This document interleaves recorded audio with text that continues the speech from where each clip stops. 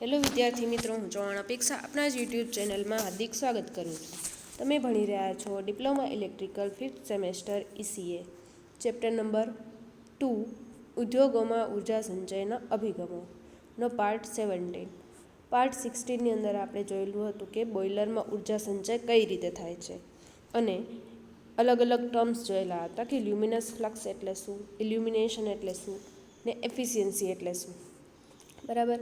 આજનો ટોપિક છે લાઇટનિંગ વ્યવસ્થાની પસંદગી અને ડિઝાઇનમાં સુધારાથી એનર્જી સંચય. લાઇટનિંગ સિસ્ટમ કઈ રીતે આપણે એરેન્જ કરશું તો એનર્જીમાં સેવિંગ થઈ શકે, એના માટેની વ્યવસ્થા કઈ રીતે કરવી. બરાબર. તો એના માટેનું આખું ટોપિક છે.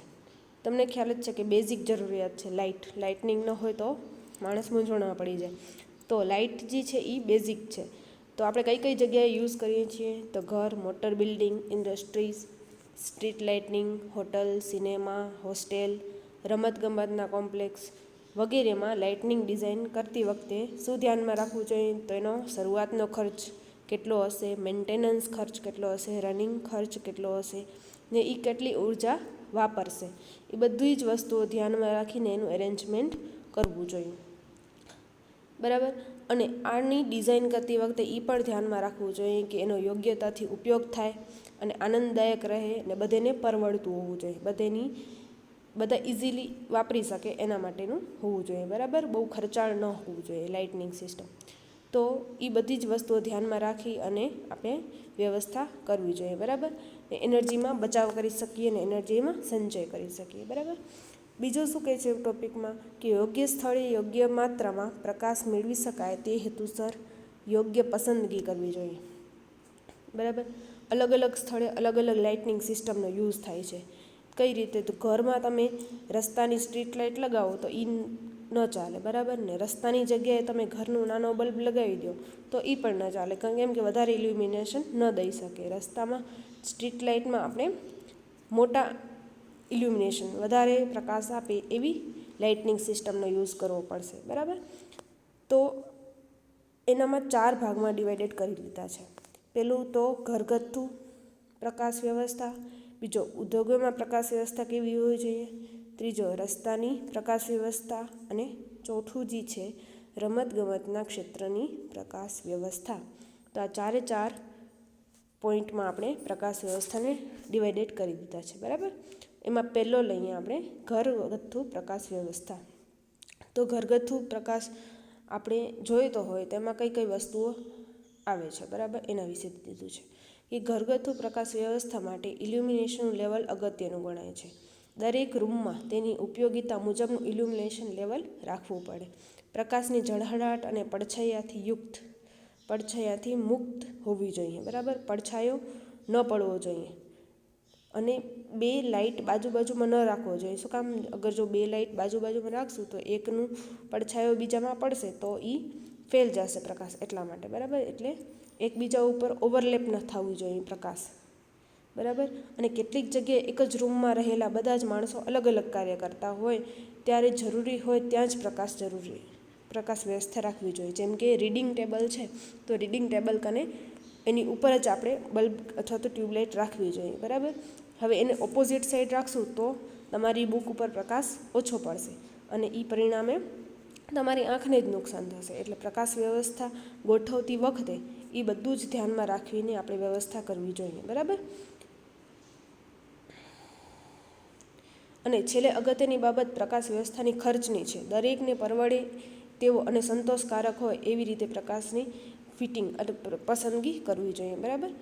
અને બીજું ખાસ ધ્યાન એ રાખવાનું છે કે મકાનમાં કુદરતી અને કૃત્રિમ 2 પ્રકાશ હોય છે. બરાબર. કુદરતી એટલે સૂર્યના પ્રકાશ દ્વારા જે મળતો હોય એ કુદરતી પ્રકાશ. તો મકાનનું બાંધકામ કરતી વખતે એ ધ્યાનમાં રાખવું જોઈએ કે રૂમ તમારો જે છે એ હવા ઉજાસવાળો અને કુદરતી પ્રકાશ વધારે આવી શકે એવી ગોઠવણી કરવી જોઈએ. એટલા માટે કરીને બારી બારણા વધારે રાખવા જોઈએ. બરાબર. જેથી કુદરતી પ્રકાશ જે છે સૂર્યનો એ તમારા રૂમની અંદર આવી શકે. પરિણામે આપણે ટ્યુબલાઇટ કે બલ્બ ન ચલાવવો પડે અને એનર્જીમાં સેવિંગ થઈ શકે એટલા માટે. બરાબર.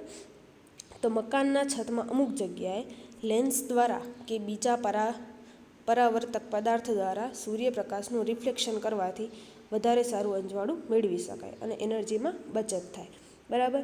મકાનની છતમાં અમુક જગ્યાએ લેન્સ રાખીને એનું સૂર્યપ્રકાશનું રિફ્લેક્શન ડાયરેક્ટ તમારા રૂમની અંદર આવે તો તમારો રૂમ જે હશે એ ઉજાસવાળો લાગશે. એટલા માટે કરીને એ કુદરતી પ્રકાશ પણ આપણે એવી રીતે મેળવી શકીએ છીએ. અને બલ્બની લાઇટની ફિટિંગ સામાન્ય રીતે 2.5 મીટરથી વધુ ઊંચાઈએ ન હોવી જોઈએ. આ ખાસ ધ્યાન રાખવાનું. તો આ બધા મુદ્દા જે છે એ ઘરગથ્થુ ક્ષેત્રે પ્રકાશમાં લાઇટનિંગ સિસ્ટમમાં કઈ રીતે ધ્યાનમાં રાખવાના મુદ્દાઓ છે. બરાબર. એના પછીનો જે છે બીજો ટોપિક ઔદ્યોગિક પ્રકાશ વ્યવસ્થા. તો ઉદ્યોગોમાં કઈ કઈ વસ્તુનું ધ્યાન રાખવું જોઈએ. તો ઉદ્યોગોમાં સારી પ્રકાશ વ્યવસ્થાનું આયોજન કરવાથી શું થશે, તો કામદાર જે હશે વર્કર એની કાર્ય પદ્ધતિ સરળ થઈ જશે. શું કામ, વધારે લાઇટનિંગ આવશે તો ઇઝીલી કાર્ય કરી શકશે. ઓછી લાઇટનિંગ સિસ્ટમની અંદર કાર્ય કરવું મુશ્કેલ બને એટલા માટે. તો સગવડતા વધી જશે. પરિણામે શું થશે, અકસ્માતમાં ઘટાડો થશે. કોઈ પણ એક્સિડન્ટ થતું હોય તો એનામાં ઘટાડો થશે અને સમયમાં પણ બચત થશે. પરિણામે નુકસાનમાં ઘટાડો અને ઉચ્ચ ઉત્પાદક ક્ષમતામાં હાંસલ થશે. બરાબર. હવે સમયમાં બચત થાય, અકસ્માત ઘટે, સગવડતા વધે એટલે ઓટોમેટિક એ જે ઉત્પાદન હશે એની ક્ષમતા વધી જશે. બરાબર. આમ સારી પ્રકાશ વ્યવસ્થા જે છે એ આર્થિક રીતે પણ ઘણી જ લાભદાયી છે. બરાબર. હવે ઔદ્યોગિક ક્ષેત્રે જે લાઇટનિંગ સિસ્ટમ છે એને 3 રીતે ડિવાઇડેડ કરેલી છે. સામાન્ય પ્રકાશ વ્યવસ્થા, સ્થાનિક પ્રકાશ વ્યવસ્થા અને સંકટ સમયની પ્રકાશ વ્યવસ્થા. સામાન્ય પ્રકાશ વ્યવસ્થામાં શું હશે, તો નોર્મલ જે બલ્બ હશે એ 3.5 મીટરથી વધારે ઊંચાઈએ લટકાવવામાં આવે છે. સામાન્ય પ્રકાશ વ્યવસ્થામાં શું હશે, તો 3.5 મીટરથી વધુ ઊંચાઈએ બલ્બને લટકાવવામાં આવે છે, જેથી કરીને એનું રિફ્લેક્શન જે છે એ મોટા બહોળા વિસ્તારમાં પડી શકે. હવે તમને ખ્યાલ હશે, નોર્મલ બલ્બ જે આપણે યુઝ કરશું તો એ ઔદ્યોગિક ક્ષેત્રે ન વપરાય. શું કામ, એનો પ્રકાશ જે હશે એ નાના રૂમ માટે જ સીમિત છે એટલા માટે. તો આજે 3.5 મીટરથી વધુ ઊંચાઈએ આપણે જે બલ્બ લટકાવશું, બરાબર, તો એનું રિફ્લેક્શન આખા વિસ્તારમાં પડી શકે. એટલા માટે અમુક સ્પેશિયલ બલ્બ છે. કયા, તો મર્ક્યુરી વેપર લેમ્પ અને સોડિયમ વેપર લેમ્પ. આપણે એક્સપેરિમેન્ટની અંદર જોઈ ગયા કે સોડિયમ વેપર લેમ્પનું ઇલ્યુમિનેશન અંજવાળું જે છે એ ખૂબ જ બહોળા પ્રમાણમાં હતું. બરાબર. તો એ 2 બલ્બ જે છે એ ખૂબ જ બહોળા પ્રમાણમાં પ્રકાશ આપે છે અને સારી ગુણવત્તાવાળા છે અને સારી પ્રકાશની તીવ્રતાવાળા છે. એટલા માટે કરીને એ બલ્બનો યુઝ કરી અને આપણે સામાન્ય પ્રકાશ વ્યવસ્થા એરેન્જ કરશું. બરાબર. બીજું જે છે સ્થાનિક પ્રકાશ વ્યવસ્થા. એટલે શું હશે, તો કોઈ મશીનરી એનામાં જે રીડિંગ લેવાના હોય, મશીનરીના રીડિંગ લેવાનું હોય તો એ રીડિંગનું જે મીટર જે છે એના ઉપર ડાયરેક્ટ પ્રકાશ પડતો હોય એવું એરેન્જમેન્ટ કરવું જોઈએ, જેથી કરીને ડાયરેક્ટ રીડિંગ તમે મેળવી શકો, ઇઝીલી રીડિંગ મેળવી શકો. તો આ સ્થાનિક અથવા લોકલ લાઇટનિંગ વ્યવસ્થા વડે મેળવાય છે. આ માટે સ્ટાન્ડર્ડ એડજસ્ટમેન્ટ લાઇટ ફિટિંગનો ઉપયોગ કરવો જોઈએ. બરાબર.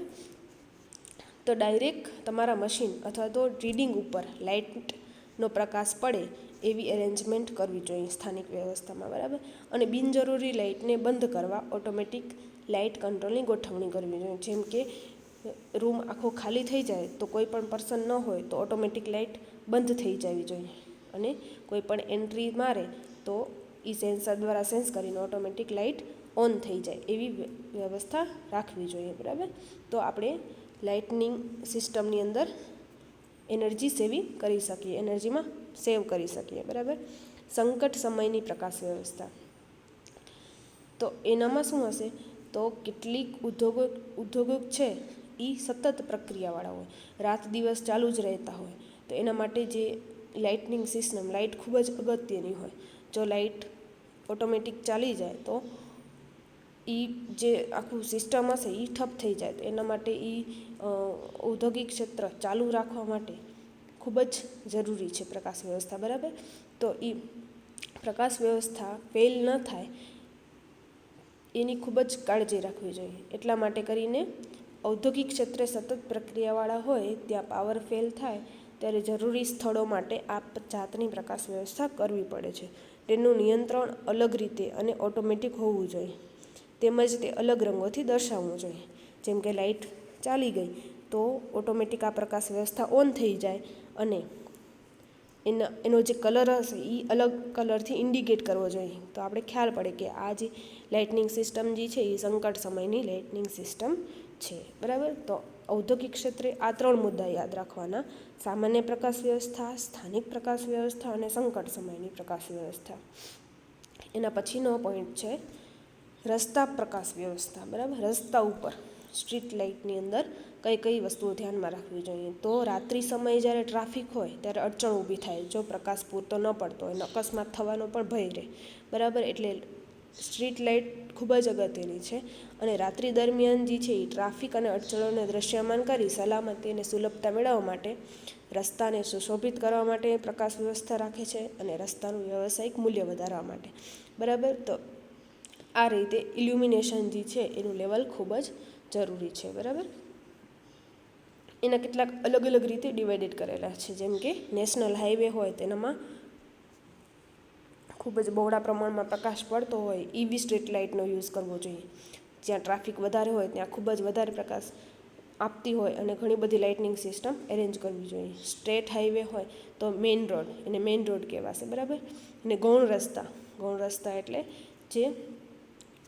જેનામાં ટ્રાફિક ઓછો હોય અને ઓછા વાહન પસાર થતા હોય એવા રસ્તા. ને શેરી. બરાબર.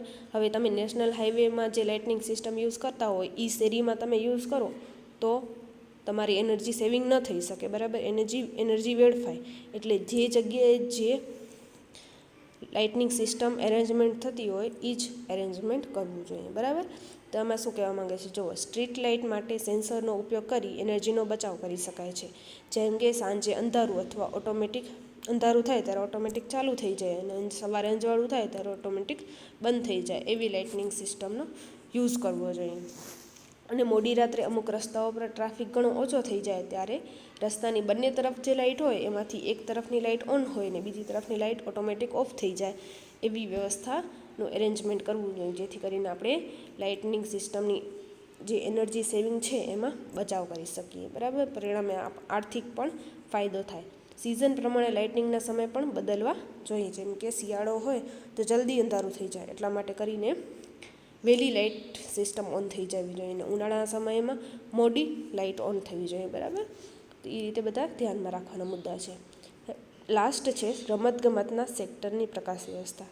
રમતગમતની જે ક્ષેત્ર હોય એના માટે કરીને ખૂબ જ અગત્યનું છે કે એ ક્ષેત્રની બહાર એક અથવા વધુ કેન્દ્ર ઉપરથી ઊંચી તીવ્રતાવાળો પ્રકાશ સમગ્ર ક્ષેત્રને આવરી લે એવી ગોઠવણી કરવી જોઈએ. હવે જેમ કે ક્રિકેટનું મેદાન છે તો એ ક્રિકેટના આખા મેદાનને લાઇટનિંગ સિસ્ટમ ગોઠવાઈ જાય. આખા મેદાનમાં જે પ્રકાશ પડી રહેવો જોઈએ એવી એરેન્જમેન્ટ કરવી જોઈએ. આ કાર્ય માટે વપરાતા પ્રોજેક્ટની બનાવટ મજબૂત હોવી જોઈએ. જો પ્રોજેક્ટનો અગત્યનો ભાગ રિફ્લેક્ટરની સપાટી છે. બરાબર. રિફ્લેક્ટરની જે સપાટી હોય એ સારી લેવલની હોય, એનો મિરર જે હશે એ વધારે એફિશિયન્સીવાળો હોય તો તમે વધારે પ્રકાશ વ્યવસ્થા, તીવ્ર પ્રકાશ વ્યવસ્થા ગોઠવી શકો. બરાબર. તો આ મુદ્દા હતા રમતગમતની સેક્ટરની પ્રકાશ વ્યવસ્થાના. Lightning system arrangement. સૌથી પહેલાં આપણે જોયું ઘરગથ્થુમાં કયા કયા મુદ્દા ધ્યાનમાં રાખવા જોઈએ. તો નેચરલી સૂર્યપ્રકાશ પડી રહે રૂમની અંદર એવી વ્યવસ્થા કરવી જોઈએ બાંધકામ વખતે. અને જેમ કે રીડિંગ હોલ છે, રીડિંગ ટેબલ છે, તો રીડિંગ ટેબલ ઉપર ડાયરેક્ટ તમારા બુકની ઉપર પ્રકાશ પડે એવી ગોઠવણી કરવી જોઈએ. એ રીતે ટ્યુબલાઇટની જગ્યા ગોઠવવી જોઈએ. બરાબર. બીજો તો ઔદ્યોગિક પ્રકાશ વ્યવસ્થા. એમાં 3 પ્રકારની: સામાન્ય પ્રકાશ, સ્થાનિક પ્રકાશ વ્યવસ્થા અને સંકટ સમયની પ્રકાશ વ્યવસ્થા, જેનામાં 3.5 મીટરની વધુ ઊંચાઈએ બલ્બને ગોઠવવામાં આવે છે. અને બલ્બ કયા હતા? તો મર્ક્યુરી વેપર લેમ્પ અને સોડિયમ વેપર લેમ્પ હતો. બરાબર. સ્થાનિક પ્રકાશ વ્યવસ્થામાં શું હતું? જેમ કે મશીનરી કે કોઈ પણ મશીનના રીડિંગ ઉપર ડાયરેક્ટ પ્રકાશ પડી શકે અને બિનજરૂરી લાઇટનો બંધ કરવા માટે ઓટોમેટિક લાઇટ કંટ્રોલની ગોઠવણી થઈ શકે. એ ધ્યાનમાં રાખવાના મુદ્દા હતા. અને સંકટ સમયની પ્રકાશ વ્યવસ્થાને અલગ રીતે કલરથી ઇન્ડિકેટ કરવાનો હતો, જેથી કરીને જ્યારે કોઈ પણ સંજોગોમાં લાઇટ સમય પ્રકાશ જે હશે એ ચાલ્યો જાય ત્યારે ઓટોમેટિક ઓન થઈ જવી જોઈએ.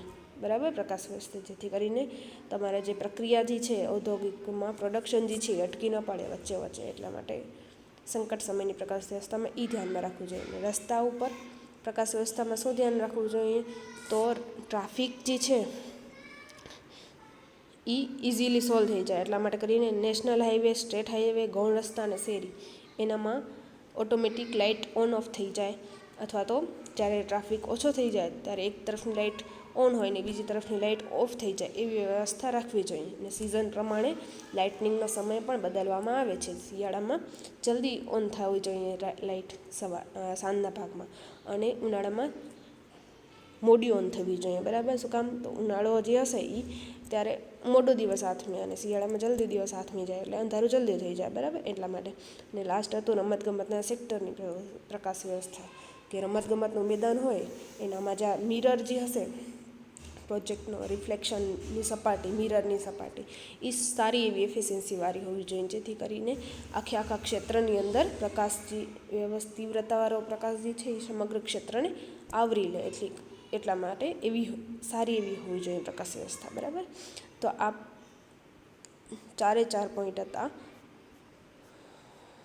લાઇટનિંગ વ્યવસ્થાની પસંદગી અને ડિઝાઇનમાં સુધારાથી એનર્જી સંચય. બરાબર.